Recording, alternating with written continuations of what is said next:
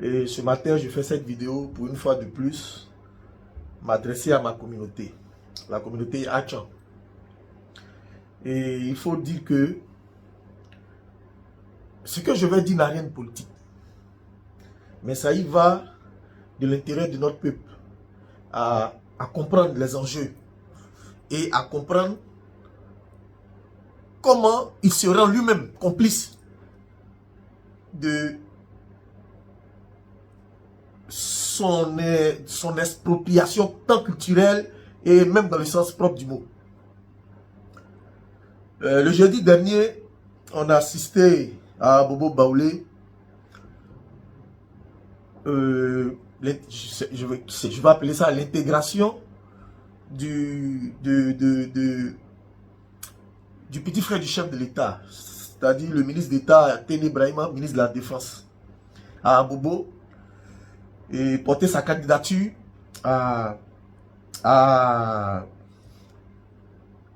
aux propriétaires terriens qui sont le village d'Abnoukouakouté, le village d'Aboboté et celui de Abobo Baoulé.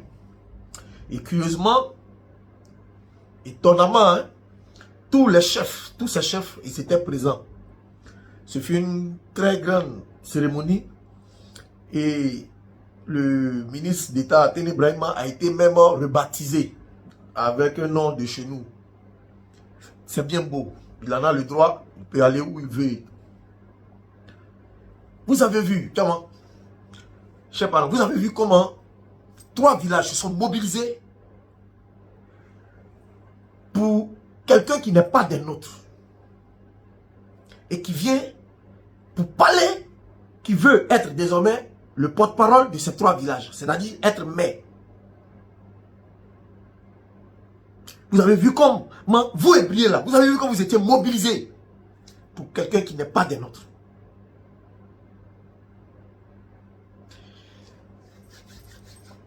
Est-ce que vous savez que, chers internautes, la commune d'Abobo a été construite sur la terre de nos parents. Aboboté, Abobo Baoulé, tous ces villages que j'ai cités, les 3 villages là, c'est eux les autochtones, enfin les propriétaires terriens. Là, à la mairie, les 7, y compris le maire, les 7 adjoints au maire. Le maire, il est du Nord. Premier adjoint, une femme guérée. Deuxième adjoint, il est du Nord. Troisième adjoint, du Nord. Quatrième adjoint, un Baoulé. 6e adjoint, du Nord. 7e adjoint, du Nord. Le maire, du Nord. Mais c'était l'occasion pour vous de dire, mais non, pourquoi parmi les militants du RDR, enfin, du RHDP là, à Bobo là, pourquoi ne pas prendre un ébrier? Mais ce n'est pas votre combat. Ce n'est même pas votre combat. Tant que vous là, vous pouvez recevoir des enveloppes et puis c'est tout. Ça c'est votre combat ça. Vous avez vendu la mairie. Ça ne vous dit rien. Ça ne vous dit rien. Aucun il a quitté à Congo. C'est chez le Congo. Et il sera débuté dans Bobo. Et il va vous voir. Vous êtes tellement content. Vous l'avez habillé. Vous avez mis un sabre dans sa main. Et on dit quoi là? Akeko. Tchama. Okelo. Akoma. Anoukouakouté. Anoukouakouté. Akouate. Anoukouakouté. Mais vous avez la mémoire courte, vous là. Vous avez la mémoire courte. N'importe quoi. Là, on a le problème. Elle le dit là, ça n'a rien à... Ce n'est pas... C'est la vérité, c'est le fait. Et puis, témoin. Cher chef, c'est grave ce que vous faites. C'est grave. Pour vos intérêts égoïstes. Regardez comment vous nous jetez à la petite populaire. Où vous allez voir ça? Où vous allez voir ça? C'est seulement chez nous. Tu vas prendre quelqu'un au nord pour l'envoyer chez les Baoulés là-bas pour dire ça n'existe pas. Toujours c'est chez nous. Si c'était un ébrié, je vous dis, si c'était un cas d'ébrié, qui n'avait même pas un parti politique qui était indépendant, il n'y a aucun chef à Bobo là-bas qui allait organiser pour lui comme ça. Non. Il n'a qu'un simple candidat. 3 villages réunis. Et depuis un moment, la communauté est en train d'être véritablement politisée, avec des chefs politiciens. Regardez à Songo Agban. Le chef de Songo Agban, il est militant du RDR. Oui, ça tout le monde le sait. Oui, ça tout le monde le sait. Et il est le porte-parole du conseil supérieur des chefs ébriés. Est-ce que vous comprenez? Est-ce que vous comprenez ce que je suis en train de vous dire? Le président du conseil des chefs Achan là, le président là, c'est un militant du RHDP, connu de tous. Il affiche même. Ça, il ne se cache pas. Et donc, dans la commune de Songo, tout ce qui est fait comme cérémonie est manipulé, voilé, accompagné avec l'effigie du Premier ministre, qui est vice-président du parti du RHDP et qui est de Songo. Tout ce qui va se faire à Songo est fait de sorte que son image soit collée. Et c'est dangereux. Actuellement où je suis en train de vous parler, aujourd'hui samedi 6, il y a l'association des élèves et étudiants Achan de notre communauté. L'association des élèves et étudiants de notre communauté. J'appelle GSA si je ne me trompe pas bien. Voilà, jeunesse estudiantine scolaire Achan. Voilà, c'est ça. La présidente nouvellement élue depuis l'an dernier devrait être intronisée, enfin devrait être comment on appelle ça, investie aujourd'hui. Et depuis près de 3 mois, le lieu choisi était Songo. Le village choisi était Songo, à la chefferie. Tout était calé et les affiches étaient sorties et tout ça. À quelques jours, à 1 semaine de la cérémonie, on appelle le comité d'organisation pour lui dire de reporter. Parce que le Premier ministre doit faire une cérémonie dans le même coin, dans la même salle et le même jour. Et la cérémonie du Premier ministre, vous savez, c'est laquelle? Hommage au Premier ministre. Hommage de la génération. Nous, notre génération blessée là. Il y a un vendu qui s'est autoproclamé président de cette catégorie, de cette génération de Songo. Il y a 14 villages à Songo. Et dans chaque village, il y a une génération. Il y a une génération et il y a une génération blessée. Et vous voyez, et c'est... j'ai parlé de ça une fois. À la veille de l'élection, 3 jours avant l'élection présidentielle, ce même gars qui s'est autoproclamé président de toutes les générations blessées de Songo a envoyé des courriers à chaque chefferie de Songo pour dire que il y avait une rencontre avec le Premier ministre.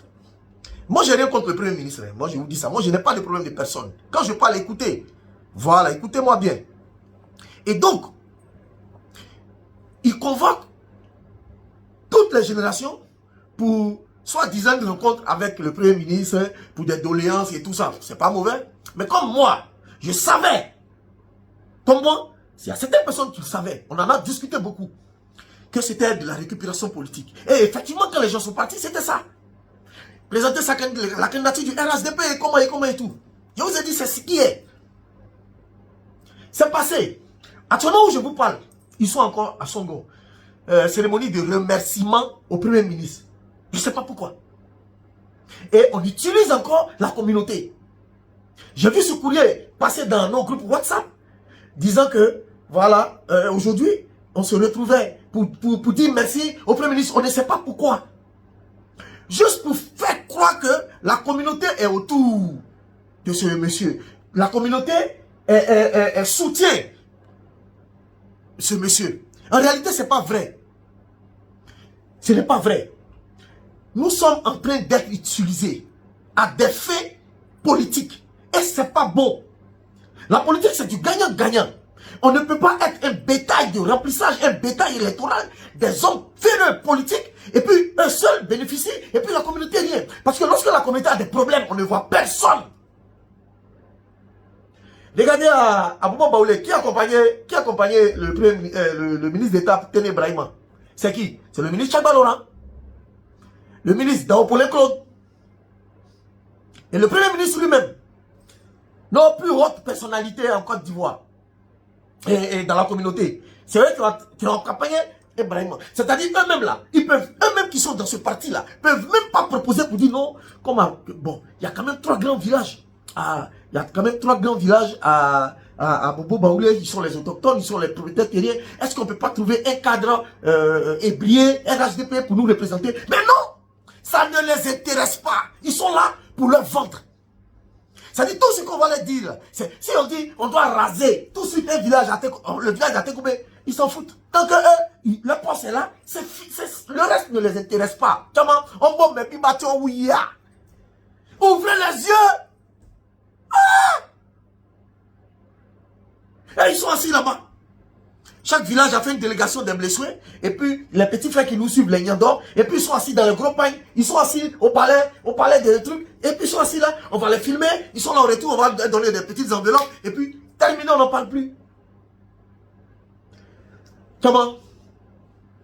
On prend mes billes. Ouvrez les yeux, chers parents. Ouvrez les yeux. Moi, je suis un peu peiné et je regrette.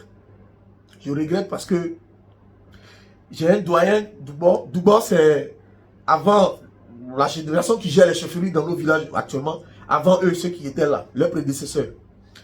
Il y a un doyen, père à son âme, qui m'a dit, parce qu'à l'époque, on voulait les dégager parce qu'eux aussi, dans certains villages, ils avaient fait beaucoup de conneries. Pas eux tous certains. Et donc, nous, on était pour qu'ils dégagent. Et moi, dans ce sens, j'ai été très virulent. Et le doyen, un jour, m'a contacté via sa fille, qui me connaissait bien. Et il m'a reçu chez lui à la maison. Et il m'a dit, jeune frère, vraiment, je loue ton engagement et tout ça. Mais j'ai peur que demain, tu regrettes ta position. J'ai dit, mais doyen, pourquoi? Il me dit cela. Il parle des Tchagba, ceux qui sont chefs actuellement, il dit cela. Ils vont faire pire. Il dit oui, je te dis. Ils vont faire pire. Et je pense que c'est mon regret. Parce que le doyen a eu raison, il a vu juste.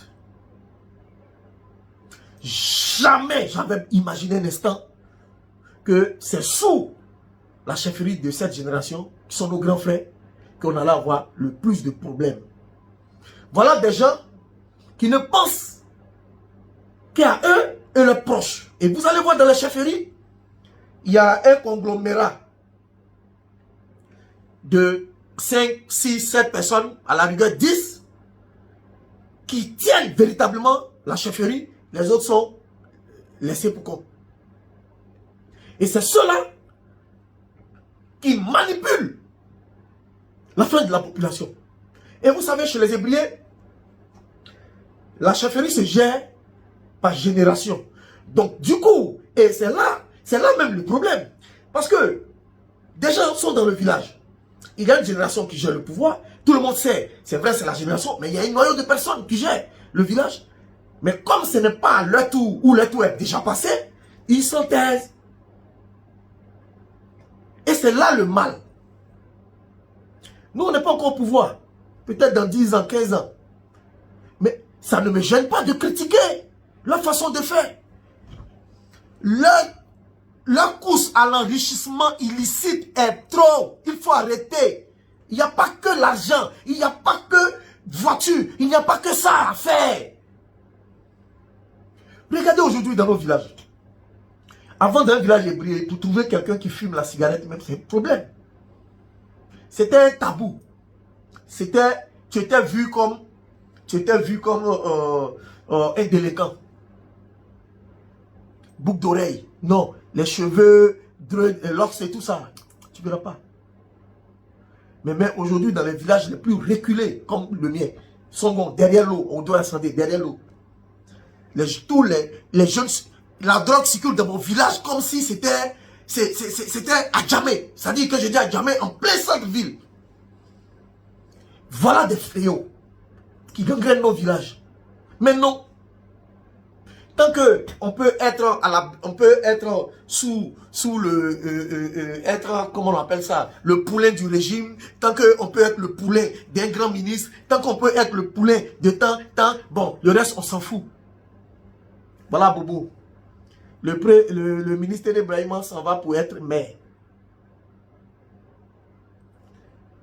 Et tout est, c'est-à-dire, vous allez confier votre village à un étranger parce qu'il n'est pas ébrié. Vous allez le confier. Quand je dis étranger, ça veut dire qu'il n'est pas ébrié. J'ai fait comme ça. Ne venez pas dire ce que je n'ai pas dit. Donc, vous voyez, quelqu'un, il est quitté à Congo. Congo, le nord pour lequel on nous a embêtés ici. Ils sont rentrés dans nous quoi coûter là-bas pour faire du mal, pour tuer les gens. À quoi coûter le nord pour lequel là, ils ont laissé le nord. Ils viennent à Bobo. Au moins, ils parlent-le. Au moins, parler. Dites que, mais vraiment, il faut mettre un ébrié, ou bien, on peut le dire, c'est normal. Vous voyez, c'est pourquoi nous là, on va soutenir ce genre de personnes. Vous voyez, à Tekoubé là, Daopolé, c'est bon, même s'il n'apporte rien à la commune, c'est un ébrié. C'est un ébrié. Au moins, on fait notre parole entre nous, mais on est au moins fiers. C'est notre fils, c'est notre frère. Abi Raoul, à Makori. À Makori, il y a 3 villages ébriés. Et vous voyez, c'est des gens qui ne respectent rien. On prend Tchakba Laura à Tekoubé, on l'amène ici. C'est un territoire qui n'est pas le sien. Vous voyez, et il est à l'étranger, il va venir lutter le fauteuil familial des gens avec leurs enfants. Vraiment, pour le cas d'Abobo, c'est vraiment la faute. Moi, j'accuse ces trois chefs-là. J'accuse ces 3 chefs-là. À un moment donné, il faut savoir se poser. Vous êtes des leaders. Vous ne savez même pas ce que vous représentez. Non, non, vous ne savez pas. Arrêtez ça. Arrêtez ça. Ça ne vous honore pas. Arrêtez ça. Arrêtez ça. On n'a jamais vu ça. Mêler la politique à notre communauté. On n'avait jamais vu ça. Avant, sous les chefferies qui sont passées, mais non. Les chefs étaient dignes. Le non, c'est non. Le non, c'est non. On vous emmène quelqu'un d'ailleurs, et qui d'ailleurs on l'envoie pour qu'il soit votre porte-parole. Et puis, autour de lui, il n'y a même pas un ébrié. Il n'y en a pas. Je vous ai cité tout à l'heure les 7 agents au maire à la mairie d'Abobo. Il n'y a pas d'ébrié. C'est des djoula et tous. Et un baoulé et une femme guérée.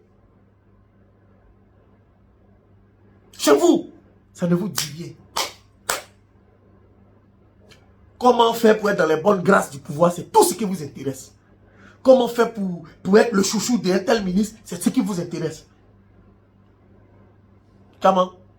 Il faut arrêter ça. Il faut arrêter ça. Ça ne nous honore pas.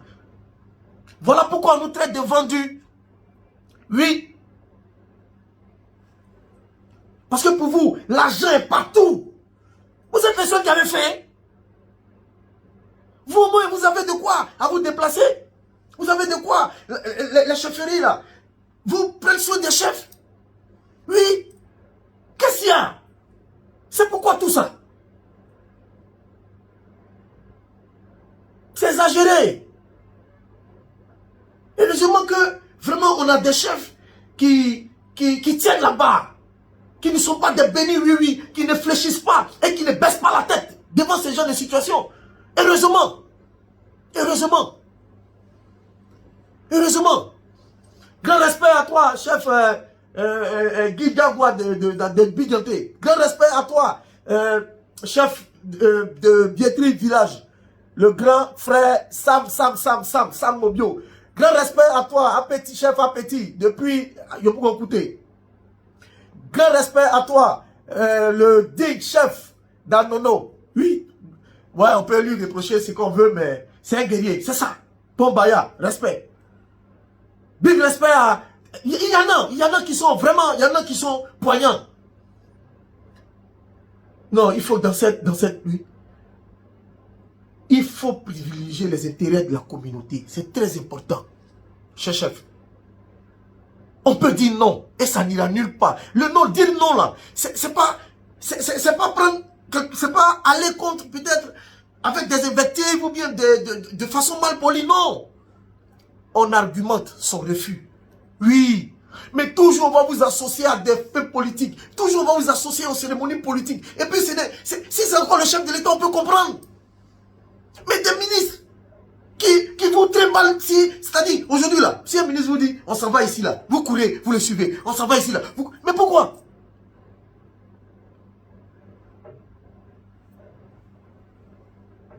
Vraiment que ça cesse. Il faut que ça cesse. Il faut que ça cesse. Vraiment, il faut que ça cesse. Parce qu'on est fatigué. On est fatigué. On a trop de problèmes. Et c'est ce problème-là qu'il faut discuter avec ces gens. C'est ce problème-là qu'il faut mettre sur la table quand ils viennent là. Au lieu de leur donner des gros pains, leur donner des sabres, leur rebaptiser le nom qu'on leur a donné là. Enlever et puis leur donner un nom hébreu là. Mettez les vrais problèmes sur la table. Vous n'avez pas de problème? Il y en a trop dans la communauté. Trop, même trop. Cher internaute, c'était vraiment mon cri de cœur. Et nos parents déconnent, vraiment déconnent. Et le dire, ce n'est pas jeter à la bendite populaire la communauté, mais c'est de les dénoncer. Parce que nous, c'est ce qu'on a fait. On a notre caméra et notre internet pour leur parler. Voilà. Et donc, qu'il en déplaise ou pas, c'est mon point de vue. Et ça, personne ne peut me l'enlever. Voilà, personne ne peut me l'enlever. On va continuer à les dénoncer. Tant que ça ne change pas, ils nous auront sous leur dos. En Côte d'Ivoire, le peuple s'interroge. Que reste-t-il de notre souveraineté locale quand des dirigeants parachutés, sans lien avec les traditions ni les territoires, prétendent parler en notre nom? Dénoncer cette dérive, ce n'est pas haïr l'autre, c'est défendre nos racines. Car sans mémoire, il n'y a plus d'identité. Et sans identité, il n'y a plus de nation. Depuis plus d'une décennie, notre pays vit une transformation profonde, silencieuse, parfois douloureuse. En Côte d'Ivoire, il ne s'agit plus seulement de politique ou d'économie. Il s'agit désormais d'identité, de mémoire, de la substance même de ce que nous sommes. Depuis 2011, avec l'arrivée du président Alassane Ouattara au pouvoir, un malaise s'est installé dans le cœur du peuple, celui d'une nation qui a l'impression qu'on lui retire, petit à petit, le droit de choisir ses représentants, de défendre ses traditions et d'incarner elle-même son propre destin. Nous voyons, à chaque élection locale, surgir des candidats parachutés, venus d'ailleurs, souvent sans lien profond avec les terres qu'ils prétendent représenter. Des hommes et des femmes qui ne connaissent ni les coutumes, ni les histoires, ni les douleurs silencieuses des populations qu'ils aspirent à diriger. Ce n'est pas une question d'origine ou de sang, mais de lien. Ce lien sacré entre le peuple et son territoire, entre les anciens et ceux qui se lèvent pour parler en leur nom. Ce lien qui fonde la légitimité politique, sociale et morale de tout dirigeant. Mais lorsqu'on ose dire cela, lorsqu'on appelle à la raison, à la décence, à la fidélité aux racines, on nous accuse aussitôt d'être xénophobe ou tribaliste. Le mot est devenu une arme, une barrière contre la vérité. Pourtant, nous ne rejetons pas l'autre. L'Ivoirien n'a jamais rejeté l'autre. Notre pays a accueilli des peuples de toute l'Afrique, et souvent au-delà, dans un esprit d'ouverture et de fraternité. Mais l'hospitalité n'est pas la soumission. L'ouverture ne doit pas devenir la disparition. Ce que nous dénonçons, c'est la manipulation politique de cette hospitalité. Car derrière les discours de tolérance se cachent souvent des calculs électoraux, des stratégies cyniques pour diviser le peuple et affaiblir sa voix. En imposant des candidats sans enracinement, sans légitimité traditionnelle ni connaissance du terroir, On détruit peu à peu l'équilibre communautaire, le sens de l'appartenance, la continuité des valeurs. On remplace le tissu social par une toile artificielle, tissée de clientélisme et de promesses de modernité sans âme. Nos traditions ne sont pas des obstacles au progrès. Elles sont la mémoire vivante de notre humanité. Elles sont ce qui nous permet de rester debout, même quand tout vacille. Or, depuis quelques années, nous assistons à une politique de déracinement progressif. On gomme nos coutumes, on ridiculise nos chefs, on banalise nos langues, on efface nos symboles au nom de la nouvelle Côte d'Ivoire, cette Côte d'Ivoire sans visage, sans ancrage, sans histoire. Et lorsque nous osons protester, on nous dit « vous êtes du passé ». Mais que vaut un avenir qui renie sa propre mémoire? Que vaut la démocratie si elle nie l'âme des peuples qu'elle prétend représenter? L'Ivoirien, dans sa lucidité et sa douleur, voit bien ce qui se joue. Ce n'est pas seulement une question d'élection. C'est une question d'existence. Si demain nos régions, nos villages, nos terres n'appartiennent plus qu'à des figures désignées d'en haut, sans légitimité morale ni ancrage humain, alors à quoi bon parler encore de souveraineté nationale?